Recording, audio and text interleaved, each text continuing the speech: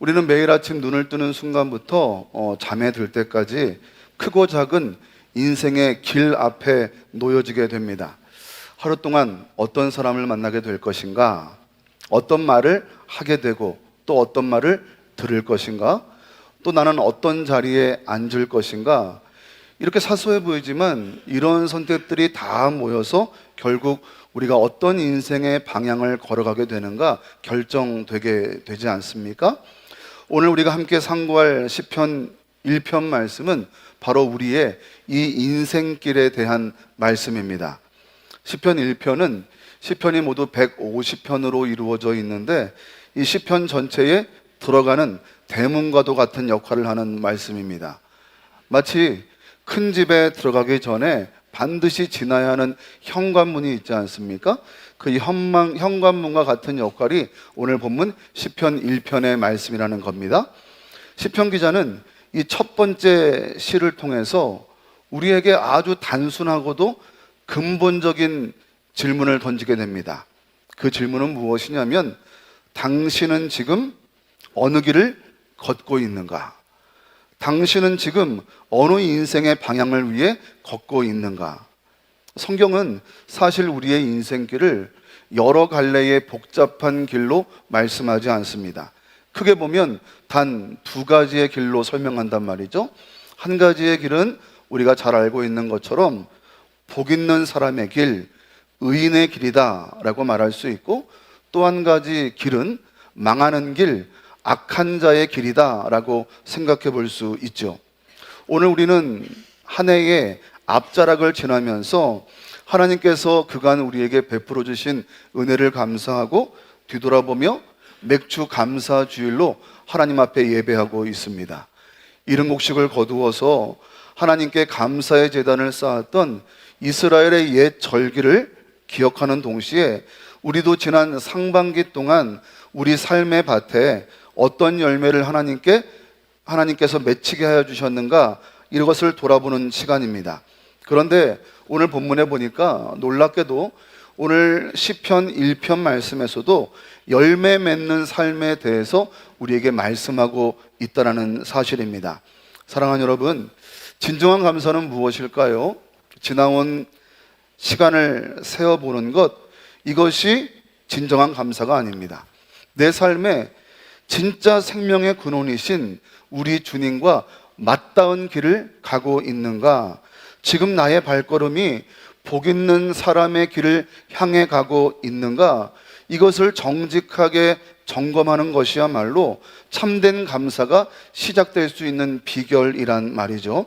오늘 말씀을 통해 우리 인생의 뿌리를 다시 한번 주님의 시냇가에 깊이 뿌리내리고 주께서 인정하시는 복된 길로 다시금 결정하고 돌이킬 수 있는 은혜의 시간 되실 수 있기를 소망합니다.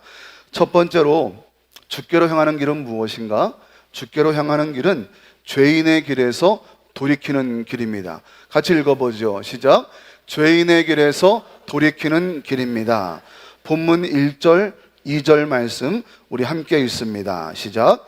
복 있는 사람은 악인들의 꾀를 따르지 아니하며 죄인들의 길에 서지 아니하며 오만한 자들의 자리에 앉지 아니하고 오직 여호와의 율법을 즐거워하여 그의 율법을 주야로 묵상하는도다. 한글 성경은 이 본문을 복 있는 사람은 이라는 말로 시작하고 있지만 사실 히브리어 원문에 보면 감탄사에 가까운 표현입니다. 그러니까 이 시편 기자가 진짜 복 있는 사람을 바라보고 이렇게 감탄하는 거예요. 와, 얼마나 복 있는 사람인가, 얼마나 행복한 사람인가, 벅찬 탄성의 고백을 하고 있다는 말씀이죠. 시편 기자는 지금 복 있는 사람을 바라볼 때 냉정한 관찰자로서 복 있는 사람을 분석하고 있는 것이 아니라 그런 사람을 보며 진심으로 부러워하고 감탄하고 있다는 사실입니다. 그리고 그 복 있는 사람의 첫 번째 특징을 놀랍게도 하지 않음으로 설명합니다. 여러분, 무슨 말씀인지 이해하시겠습니까?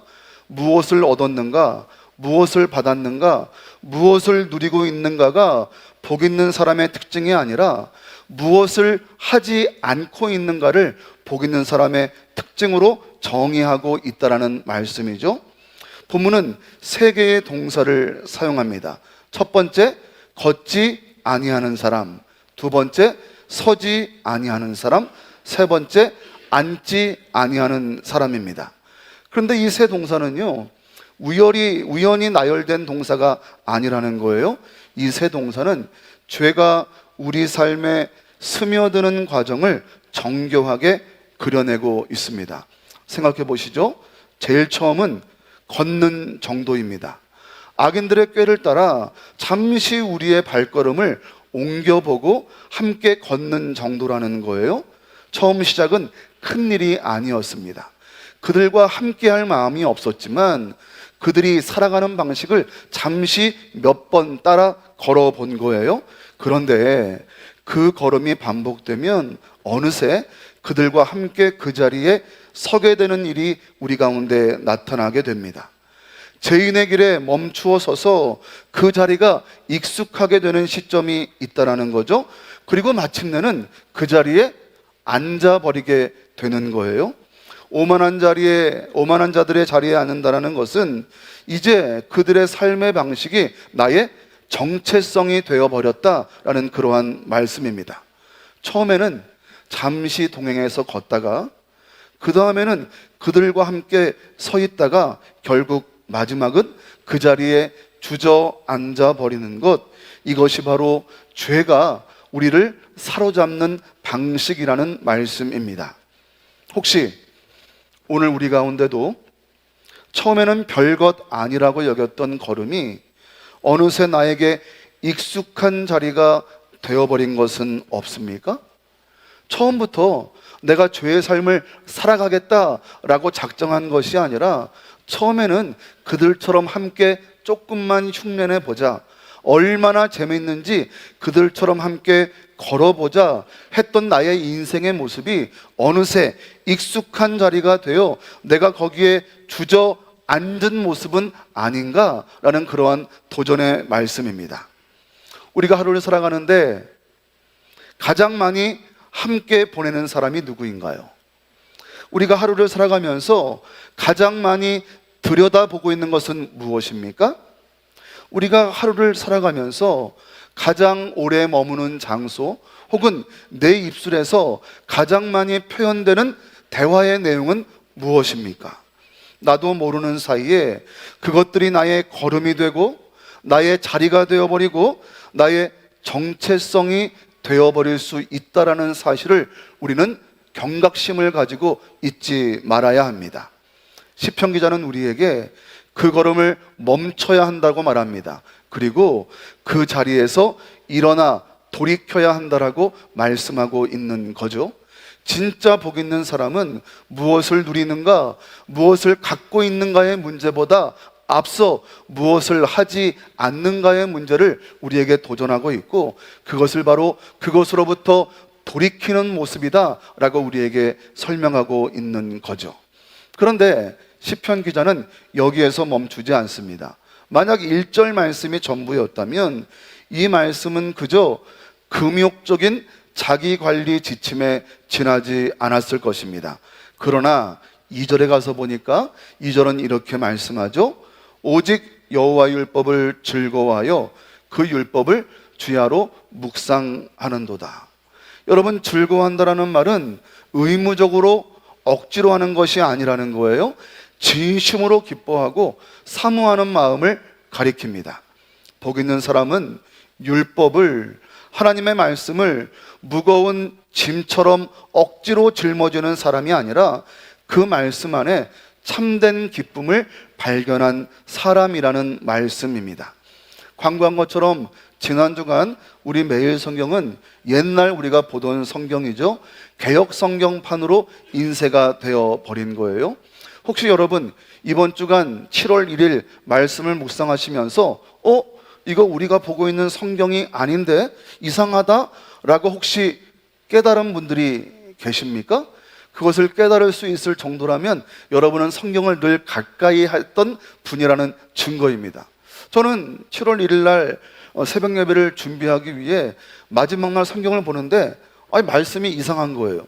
그래서 제가 가지고 있는 성경과 비교해 보니까 개역 성경이 여기에 인쇄가 되어 있더란 말이죠.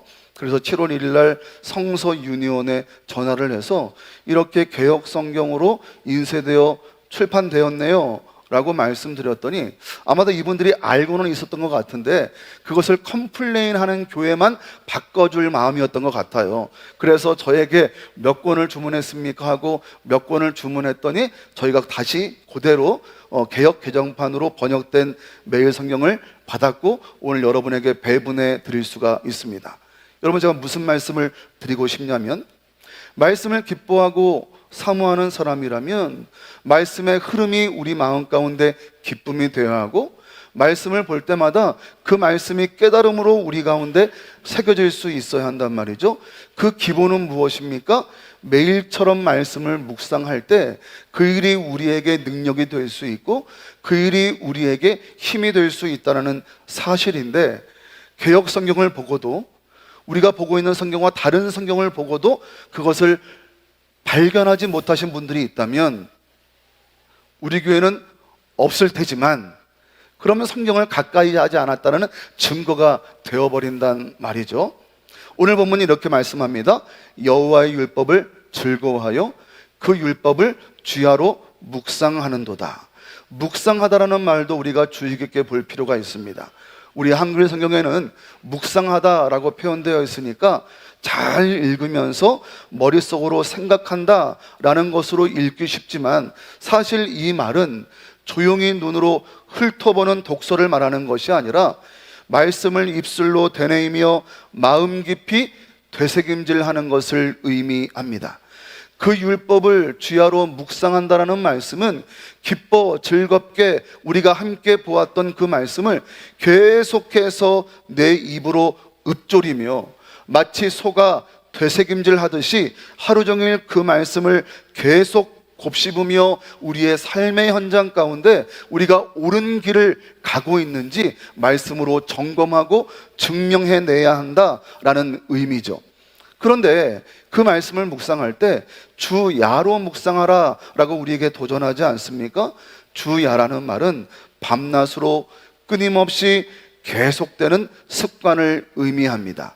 그러나 이 주야라는 말이 단순히 시간적으로 어두워지는 시간, 시간적으로 밝아지는 시간만을 의미하는 것이 아니라 우리의 인생길에 밝고 환한 낮의 시간뿐만 아니라 인생의 어두움이 짙은 밤과 같은 시간이라 할지라도 말씀 묵상하는 일을, 말씀 읊조리는 일을 놓지 말아라 라는 도전의 말씀이기도 합니다. 여러분, 시간이 될 때만, 내 마음에 여유가 있을 때만 말씀을 묵상하는 것이 아니라 바쁜 시간에도 말씀을 읽고 말씀을 묵상하는 일, 이 시간만큼은 하나님께 내가 이 하루 동안 드리는 시간으로 여러분이 마음 가운데 정하고 보장하여서 끊임없이 그 말씀 묵상이 우리 가운데 반복되어 이루어져야 한다는 말씀이죠. 여러분, 도전합니다. 여러분은 하나님께 드릴 시간을 정해 놓으시고 말씀 묵상을 하십니까? 아니면 내가 필요한 시간을 다 쓴 이후에 남으면 말씀 묵상의 시간을 가지십니까? 시편 기자가 탄성하고 부러워하는 복 있는 사람의 특징은 여호와 율법을 즐거워하고 그 율법을 끊임없이 주야로 묵상하는 사람이었습니다. 참된 돌이킴이란 단순히 나쁜 것을 하지 않고 끊어내는 것으로 끝나지 않습니다. 끊어낸 그 자리를 하나님의 말씀으로 채우는 것, 그것으로 완성될 때에 우리가 참으로 복 있는 사람이 될 수 있다는 사실입니다. 죄인의 길에서 돌이킬 때 그 빈자리를 말씀으로 채우지 않으면 우리는 언제든지 다시 그 죄인의 길로 돌아설 수 있는 연약한 성정을 가진 저와 여러분의 모습이기 때문입니다.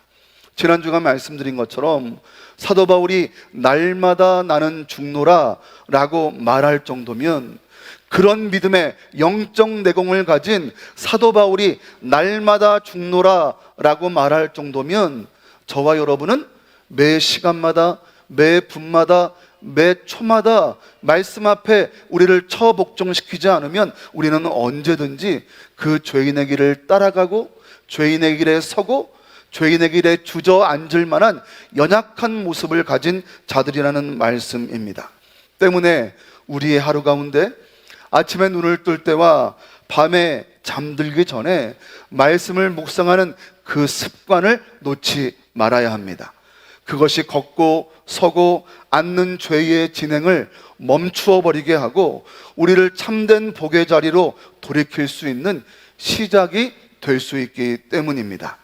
이 첫 번째의 길, 죄의 길에서 돌이켜 말씀을 사모하는 그 길을 우리가 온전히 걸어가므로 말씀 묵상이 우리에게 짐이 되지 아니하고 말씀 묵상이 우리에게 즐겁고 기쁜 일이 되어 사모하는 우리의 모습, 그 믿음의 길을 걸어가므로 주께로 온전히 향할 수 있는 저와 여러분의 믿음의 인생길 될 수 있기를 주님의 이름으로 간절히 축복합니다. 두 번째로 주님께 향하는 길은 시냇가에 뿌리 내리는 길입니다. 같이 읽어보죠. 시작. 시냇가에 뿌리 내리는 길입니다. 우리 3절 말씀 함께 읽습니다. 시작. 그는 시냇가에 심은 나무가 철을 따라 열매를 맺으며 그 잎사귀가 마르지 아니함 같으니 그가 하는 모든 일이 다 형통하리로다. 시편 기자는 이제 복 있는 사람이 어떠한 모습인가 하나의 이미지를 우리에게 제시합니다. 어떤 이미지입니까? 시냇가에 심은 나무와 같은 모습이 바로 복 있는 사람의 모습이라는 거예요. 여기서 주목할 단어가 있습니다. 심은이라는 히브리어 단어입니다. 이 단어는 지금 수동태로 쓰여지고 있단 말이죠. 그러니까 그 나무는 복 있는 사람, 시냇가에 심어진 나무는 그냥 그 자리에 스스로 뿌리를 내린 사람을 말하는 것이 아니라 누군가에 의해서 그 자리에 심겨진 나무의 모습이다라는 그러한 말씀입니다. 다시 말해서 복 있는 사람의 견고함은 자신의 힘이나 의지의 산물이 아니라 그 사람을 그 자리에 심으신 하나님의 은혜와 축복의 결과라는 말씀입니다. 오늘 우리가 이 자리에 있는 것도 우리가 잘나서가 아니라 하나님께서 우리를 이 은혜의 자리에 심어 놓으셨기 때문임을 우리는 잘 기억할 수 있어야 합니다. 목사라는 이 직분을 감당하며 이 사명의 자리에 있는 것, 장로님, 권사님, 집사님들이 그 직분을 감당하며 이 자리에 있는 것, 성도라는 존귀한 이름을 얻고 우리가 하나님을 아버지라 부르며 이 자리에 머물 수 있는 것, 이것은 우리의 자격이나 우리의 능력 때문이 아니라 하나님께서 친히 우리를 이 은혜의 자리에 심어 놓으셨기에 우리가 이 자리에 있음을 기억할 수 있어야 한다는 말씀이죠. 지방선거 전에 우리 구의원 후보였던 이원배 의원이 함께 나와서 예배를 드리지 않았습니까? 오늘 일부 예배 때 나오셨더라고요. 그분은 되신 분 같아요. 왜냐하면 표를 구할 때만 아니라 되고 나서도 와서 인사하시는 참 감사한 일이죠. 여러분, 제가 아침에 그런 얘기를 드렸어요. 이원배 의원님이 능력이 있고 출중해서 그 자리에 선 것이 아니라 하나님께서 이 민족을 위해, 이 백성을 위해, 작게는 이 지역 주민을 위해 쓰이기 위해서 그 자리에 서셨으니 의원님 겸손함으로 열심히 감당하셔야 합니다 했더니 나가시면서 목사님, 오늘 목사님 말씀 제가 명심하고 최선을 다해 일하겠습니다, 그렇게 고백하시더란 말이죠. 그것이 저와 여러분의 고백이어야 한다는 거예요. 우리는 심기워진 나무입니다. 자, 그런데 어디에 심겨졌다고 말씀하고 있습니까? 시냇가에 심겨진 나무라고 말씀하고 있는 거예요.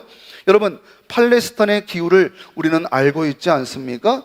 그 땅의 기후를 알고 있다면 이것이 얼마나 의미심장한 표현인지 우리는 다 가늠할 수 있습니다. 팔레스타인은 비가 많이 내리지 않는 지역일 뿐만 아니라 비를 흡수하는 땅입니다. 때문에 팔레스타인의 많은 하천은 비가 많이 내릴 때만 물이 흐르는 하천일 뿐 건기에는 물이 메말라 버리는 그런 하천의 모습이란 말이죠.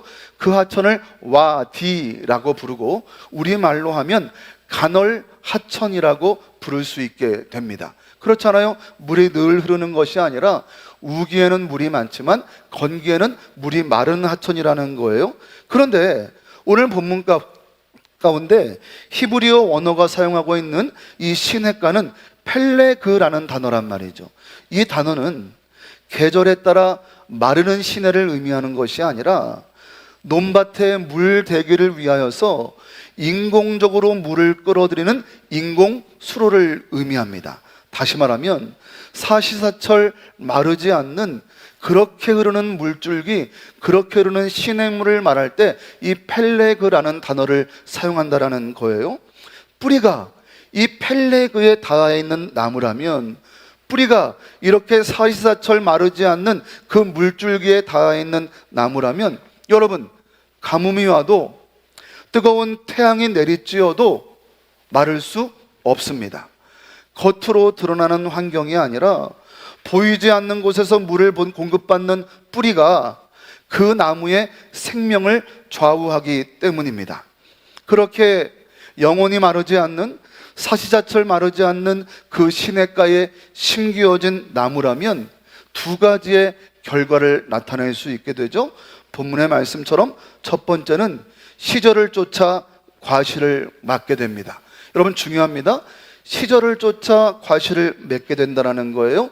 조급하게, 아무 때나 내가 필요할 때 급하게 열매를 맺는 것이 아니라 정한 때에 열매를 맺게 된다는 거예요. 여러분, 우리의 신앙생활도 마찬가지입니다. 하나님의 정하신 때가 있다라는 거예요. 하나님의 정하신 시절이 있다라는 거예요. 지금 당장 열매가 보이지 않는다고 하여도 우리는 조급해서는 안 됩니다. 뿌리가 깊이 내려져 있다면 사시사철 마르지 않는 그 시냇가에 우리의 뿌리가 닿아져 있다면 하나님께서 정하신 때에, 하나님께서 정하신 시절에 반드시 열매를 보게 될 것이라는 믿음이 저와 여러분 가운데 분명히 고백되어져야 한다는 말씀입니다. 시냇가에 심겨진 나무라면 시절을 쫓아 과실을 맺게 됩니다. 두 번째 결과가 있죠. 그 잎사귀가 마르지 않는다라는 거예요. 이것은 위기와 시련의 계절이 와도 시들지 않는 생명력을 갖게 된다라는 그러한 의미입니다. 여러분, 우리 인생에도 반드시 건기가 찾아올 수 있지 않습니까? 좋을 때도 있지만 나쁠 때의 인생을 경험할 때도 있다라는 거예요. 그러나 우리의 뿌리가 마르지 않는 근원에 닿아 있다면 그 사람은 시련 가운데도 그 잎사귀가 마르지 아니하는 푸르름을 간직할 수 있다라는 그런 도전의 말씀입니다. 영원히 마르지 않는 시냇가에 닿아 있는 뿌리라면 마르지 않는 인생이 될 수 있다라는 거죠. 실제로 자연 세계에 이 말씀을 생생하게 보여주는 나무를 찾아볼 수 있었습니다. 미국 유타주 피실레이크 구름에 있는 판도라고 불리우는 사시나무 군락이 있는데요. 이 판도라는 단어는 라틴어로 퍼져나간다라는 그런 의미예요. 겉으로 보면 이 판도, 이 사시나무 군락에 있는 나무의 구루는요, 세어보면 약 4만 7천 구류의 나무라는 거예요. 그러니까 이 4만 7천 구류의 나무가 모두 함께 모여서 사시나무 군락을 이루고 있는 것처럼 보인단 말이죠. 그런데 미 항공우주국 나사의 연구 보고에 의하면 이 나무들은 사실 한 개의 나무라는 거예요. 무슨 말이냐면 하나의 뿌리에서 나온 완전한 동일한 생명체라는 겁니다. 이 면적이 약 축구장 80개에 달한다는 거죠. 그런데 거대한 하나의 뿌리 조직이 퍼져나가고 있고 그 뿌리에서 계속해서 새로운 줄기가 솟아 올랐다는 거죠. 그 새로운 줄기가 약 4만 7천여 그루가 되었고 그것이 함께 이름으로 말미암아 우리 눈에 볼 때는 한 개의 숲으로 보여지지만 이것은 하나의 나무가 4만 7천 개의 줄기를 가지고 있다라는 것으로 결론 지어진다라는 거죠. 과학자들은 이 뿌리의 나이를 수천 년에서 길게는 만 년이 넘게로 추정합니다. 놀라운 것은 땅 위로 이 줄기들이 솟아오르는데 이 하나의 줄기는요 100년 남짓 살다가 죽어버린다라는 거예요. 하지만 그 뿌리는 산불이 나고 산사태가 일어나도 오랜 세월 계속 살아남아서 계속해서 새로운 줄기를 밀어 올린다라는 사실입니다. 여러분, 겉모습은 계속 변하고 쓰러져도 보이지 않는 뿌리가 살아있는 한 그 생명은 결코 끝나지 않습니다. 우리의 수명이 언젠가는 다하게 될 것이고, 우리의 수명이 다하면서 우리의 나이는 점차 연로해질 것이고, 우리 나이가 연로해짐으로 말미암아 우리의 육신은 점점 퇴색해 될 것이지만, 여러분, 그 뿌리가 살아있는 한 우리의 영적 생명은 싱싱하게 살아날 수 있어야 한다는 말씀입니다. 그런데 최근에 이 판도가 위기를 맞고 있다는 보고가 있어요. 어떤 위기냐면 너무나 풍성하니까 사람들이 사슴이나 가축을 그 수풀에 방목한다는 거예요. 그랬더니 이 사슴이나 가축이 새로 오는 어린 줄기들을 계속해서 미쳐 자라기도 전에 먹어버리니까 점점 이 뿌리가 힘을 잃어가고 있다는 거죠.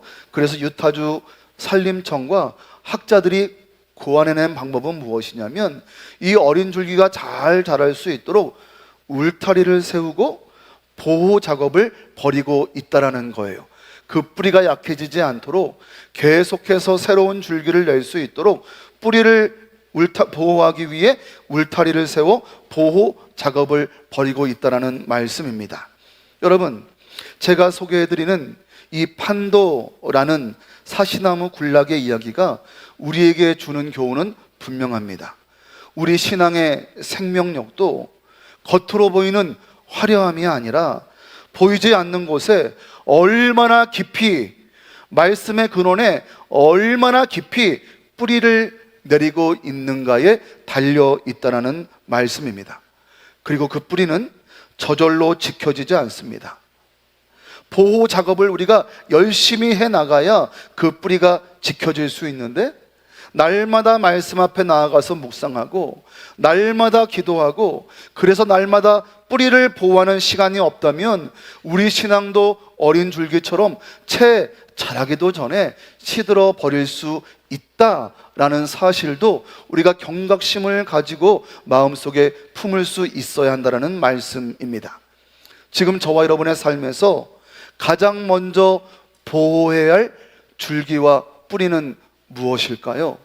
우리가 말씀으로, 기도로 서 있지 말아야 할 곳, 가지 말아야 할 곳, 멈추지 말아야 할 곳, 안주하지 말아야 할 곳에 여전히 함께 동참하고 있는 모습이 무엇인지, 우리가 그것을 보호하기 위해 말씀 앞에 나를 처복종시키고 날마다 죽어가는 우리의 삶을 점검하지 않는다면 우리도 시들어 말라버릴 수 있는 이런 사시와 나무와 같은 모습이 될 수 있다는 사실을 우리가 기억할 수 있어야 한다는 거죠. 맥주 감사주의를 맞는 오늘, 시절을 쫓아 과실을 맺으며 라는 이 말씀이 우리 모두의 마음에 더욱 와닿습니다. 지난 상반기 우리 눈에는 뿌리만 있고 열매는 보이지 않는 것 같은 시간들이 있었을지도 모릅니다. 따먹을 만한 열매가 보이지 않는 거예요. 2026년에 벌써 절반이 지났는데 우리 눈에 보이는 가시적인 열매들이 드러나지 않는다라고 생각할지 모른단 말이죠. 그러나 기억하십시오. 시절을 쫓아 열매를 맺게 하시는 하나님은 우리도 알지 못하는 사이에 이미 우리 인생 가운데 열매를 맺게 하시고 그 열매가 점점 더 숙성되어 가게 하시고 결국 그 열매가 드러날 수 있도록 하시는 그때가 있음을 우리는 분명히 믿음으로 고백하고 인정할 수 있어야 합니다. 오늘 그 열매를 세워 감사하며 남은 하반기에도 계속해서 시냇가에 심겨진 나무처럼 말씀의 근원에 뿌리 내질 것을 다짐함으로 주께로 걸어가는 복된 절기로 결정하고 우리의 바른 믿음의 인생길을 걸어갈 수 있는 우리 모두의 모습이 될 수 있기를 주님의 이름으로 축복합니다. 세 번째로, 주께로 향하는 길은 주께서 인정하시는 길입니다. 4절로 6절까지 말씀인데요, 우리 함께 있습니다. 시작. 악인들은 그렇지 아니하며 오직 바람에 나는 겨와 같도다. 그러므로 악인들은 심판을 견디지 못하며 죄인들이 의인들의 모임에 들지 못하리로다. 무릇 의인들의 길은 여호와께서 인정하시나 악인들의 길은 망하리로다. 시편 기자는 이제 그의 시선을 반대편으로 돌립니다. 시냇가에 심긴 나무, 복 있는 인생과는 정반대의 모습을 표현하는데요, 그것을 무엇이라고 표현합니까? 겨로 표현하고 있는 거예요. 여러분, 겨가 뭔지 아시죠? 알곡을 타작할 때 날아가 버리는 껍질, 그것이 바로 겨입니다.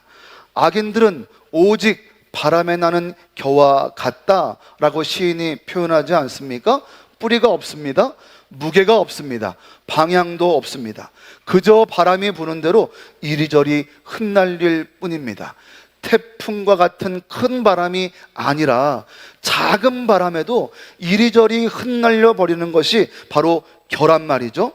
여러분, 시냇가에 심은 나무가 보이지 않는 뿌리로 견고히 서 있는 것과 달리 겨는 아무런 근원도 없이 그저 상황과 분위기에 따라 흔들리는 인생의 모습을 상징합니다. 오늘 우리의 마음이 세상의 유행이나 눈앞의 이익 앞에서 이리저리 흔들리고 있지는 않은지 돌아보게 되는 대목입니다. 우리 재정부에서 배려해 주셔서 올해부터 우리 목회자들은 퇴직연금을 들게 되었어요. 저는 잘 모르니까 이 퇴직연금이 무엇인가, 어떻게 하는 것인가 궁금해서 이 은행 직원에게 물어보게 된 거예요. 그랬더니 은행 직원이 이렇게 설명해 주면서, 목사님, 이 퇴직연금을 가만히 두지 마시고 이 퇴직연금 앱에 여기에 들어가 보시면 펀드를 투자할 수도 있고 ETF에도 투자할 수 있으니까 이걸 잘 운영하시면 목사님, 나중에 요만한 돈이 이따만큼 될 수 있습니다 라고 저에게 조언을 해주는 거예요. 처음에는 신경을 안 썼는데 요즘에 막 TV만 열면 막 주식이 올라갔다 뭐가 올라갔다 그러니까 이거 한번 해봐야 되나 하고 제가 앱을 열어봤더니 도무지 뭐가 뭔지를 모르겠는 거예요. 그래서 제가 다시 은행을 찾아갔어요. 이거 어떻게 합니까? 설명을 해주더라고요. 그래서 30만 원을 제가 ETF에 투자를 해본 거예요. 하룻밤을 자고 났더니 이게 16,000원이 올라가 있는 거예요. 하룻밤을 또 자고 일어났습니다. 제가 가장 먼저 한 일이 뭘까요? 휴대폰을 열어본 거예요. 얼마가 올랐을까? 저는 바보같이 계속 16,000원씩 올라가는 줄 알았거든요. 그게 아니더라고요. 여하튼 여러분, 금세 마음을 빼앗겨 버리는 거예요. 관심 없다가도 뭔가 나에게 유익이 되고 뭔가 나에게 좋은 것이 생길 것 같다라는 느낌이 들면 어느새 우리가 거기에 마음을 빼앗기고, 일어나자마자 하나님, 오늘을 주 앞에 맡깁니다 라는 고백이 먼저 나와야 되는데 일어나자마자 16,000원 올랐는가? 라고 핸드폰을 보는 저의 모습, 저를 지금 굉장히 하찮게 보고 계시는데 여러분은 안 그러십니까? 겨와 같은 인생이에요. 세상의 유행이나 눈앞의 이익 앞에 이리저리 흔들리는 것이 저와 여러분의 연약한 모습이라는 거예요. 결과는 분명합니다. 악인들은 심판을 견디지 못하며 의인들의 모임에 들지 못합니다. 여기서 의인들의 모임이라는 표현을 주목해 보시기 바랍니다. 이것은 단순히 개인의 구원을 넘어서 하나님의 백성이 함께 모이는 공동체를 가리키는 거죠. 시편이 그리는 복 있는 사람은 결코 홀로 서 있는 외로운 나무가 아닙니다. 그는 시냇가에 심겨진 나무들, 곧 의인들의 모임에 속한 사람입니다. 여러분, 우리의 신앙은 나 혼자 걷는 고독한 여정이 아니라 함께 뿌리고 함께 열매 맺는 의인의 모임, 공동체의 여정임을 기억하시기 바랍니다. 나 혼자 신앙생활 잘할 수 있어. 교회는 모순 덩어리야. 왜 저런 사람들이 교회에 있어? 하고 교회 공동체를 떠나면 내 신앙이 유익하고 잘 유지될 것 같지만 여러분, 절대 그렇지 않다라는 말씀이에요. 오늘 마지막 절은 결론적인 말씀이 이어집니다. 6절 말씀은 이렇게 말씀하죠. 무릇 의인들의 길은 여호와께서 인정하시나 악인들의 길은 망하리로다. 인정하신다라는 말은 하나님께서 단순히 머리로 알고 있다라는 것을 의미하지 않습니다. 이 단어는 성경 전체에서 매우 깊고 인격적인 관계, 친밀하고 돌보고 살피는 관계를 말할 때 이 인정한다라는 단어를 사용한단 말이죠. 하나님께서 의인들의 길을 아신다라는 이 말은 저 멀리서 그래 잘 걷고 있구나 라고 말씀하시는 것이 아니라 그 길 위에 함께 하시며 한 걸음 한 걸음을 세밀하게 돌보고 계신다라는 의미입니다. 시냇가에 심겨진 나무처럼 말씀 앞에 나를 처복종시키며 말씀의 든든한 울타리로 아름답게 신앙하는 성도의 삶을 하나님은 함께 걸어가시며 세밀하게 돌보신다라는 말씀이죠. 사랑하는 여러분, 그런데 우리가 우리 스스로를 돌아볼 때 내가 과연 시편 1편이 말씀하고 있는 복 있는 사람의 합당한 모습인지, 여러분은 어떠신가요? 여러분은 복 있는 사람의 합당한 모습입니까? 걷지 않으려고 했는데 어느새 같이 걷고 있는 거예요. 뿌리 내리려고 하는데 어느새 흔들려 버리는 거예요. 이것이 우리의 연약한 모습이지 않습니까? 그러나 성경 전체를 보면 이 시편 1편의 말씀을 완전하게 사신 분이 단 한 분이 계십니다. 누구시죠? 예수 그리스도이십니다. 그분은 단 한 번도 악인의 꾀를 따르지 않으셨고 단 한 번도 죄인의 길에 서지 않으셨고 오직 아버지의 뜻을 온전히 즐거워하며 십자가에 달리기까지 순종하신 분입니다.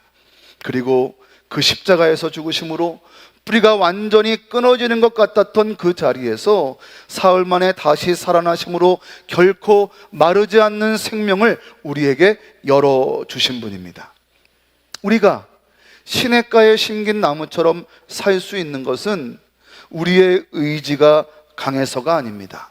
우리는 그리스도인이고 그리스도를 닮아 그리스도를 따라가는 사람들의 모임이기 때문에 우리의 의지의 모습이 아니라 예수 그리스도 안에 접붙임을 받은 인생이 된다면 우리가 시냇가에 심겨진 나무와 같은 삶을 살아갈 수 있게 된다는 거죠. 그분이 이뤄놓으신 의로움이 믿음으로 우리의 것이 되었기에 우리가 실상은 의롭지 않으나 의롭다 인정함 받았기에 이제 우리의 인생은 흔들리는 겨와 같은 모습이 아니라 시냇가에 심겨진 나무로 서서 있을 수 있다라는 말씀입니다. 그리고 그 은혜 안에서 하나님은 오늘도 우리의 길을 세밀히 아시며 지켜보고 계신다라는 말씀이죠. 지금 저와 여러분이 걷고 있는 그 길이 아무리 어둡고 막막해 보여도 하나님은 그 길을 외면하지 않으시고 친밀하게 살피고 계심을 여러분 믿으시기 바랍니다. 그러므로 우리는 두려워하지 않을 수 있고 그러므로 이 공동체 안에 함께 뿌리 내리며 나아갈 수 있게 된 거죠. 우리가 속한 의인들의 모임, 교회를 말합니다. 목장을 말합니다. 성도의 교제를 말합니다. 이 가운데에 서로에게 주님의 은혜를 흘려보내는 생명의 수로가 우리 각자가 되어줄 때 우리 공동체의 뿌리는 더욱 견고하게 내려지게 될 것이고 우리의 뿌리는 더욱 깊어지게 될 것입니다. 이 시간 주께서 우리에게를 친밀히 아시고 인정하시는 그 은혜 안에서 피차 흔들리지 않고 서로를 붙들어주는 견고한 공동체로 주께로 향해 걸어갈 수 있는 우리 모두의 모습이 될 수 있기를 축복합니다. 말씀을 마칩니다. 맥주 감사주일인 오늘 지난 상반기 우리 삶의 밭에 허락하신 귀한 열매들을 우리 모두가 옳게 헤아려 보기를 원합니다. 우리 눈에는 보이지 않을지라도 우리의 인생의 뿌리가 마르지 않는 시냇가에 닿아 있다면 분명히 우리의 인생은 시절을 쫓아 열매를 맺는 인생이 될 것이고, 하나님의 친히 세밀히 우리를 인도하시며 살피시는 주님의 은혜를 덧입는 복된 인생길이 될 수 있을 것입니다. 이 시간 우리 모두가 주께서 기뻐하시는 복 있는 사람으로 매일처럼 주님과 동행하며 시절을 쫓아 풍성한 열매를 맺어가는 거룩한 인생 되실 수 있기를 주님의 이름으로 간절히 축원드립니다.